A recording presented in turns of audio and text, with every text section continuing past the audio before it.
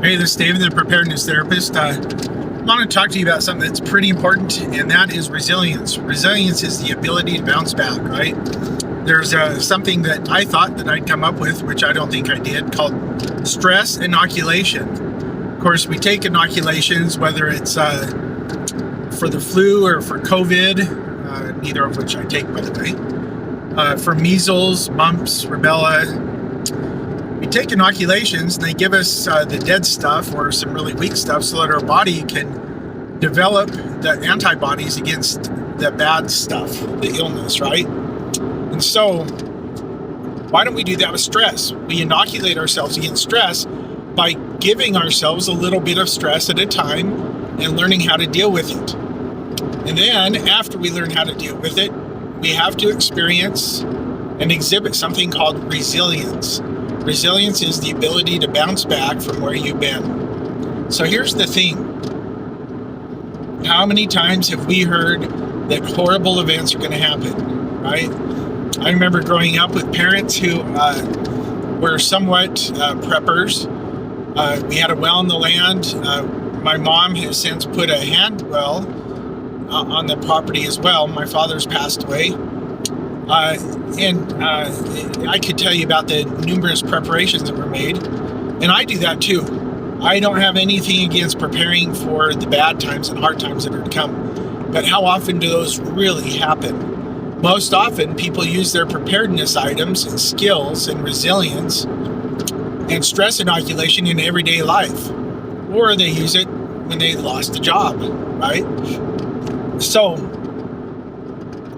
we can hear about bad things, apocalyptic events happening all the time. And for some people, it really does happen.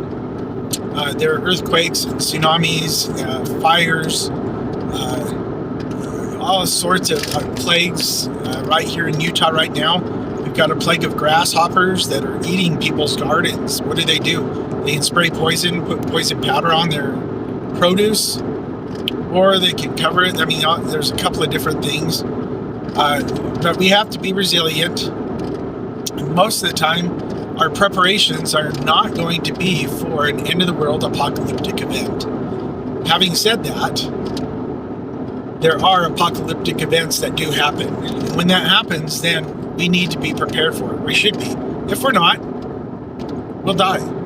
And if we don't die, then we'll get along and have friends who help us out. We'll pull together. We're going to pull together no matter what. Anyway, the lone wolf won't live. So my point is prepare. Look at the 10 biggest disasters in your area that can happen. But then realize that most of that won't come about. So you'll also want to prepare for using your skills in everyday life.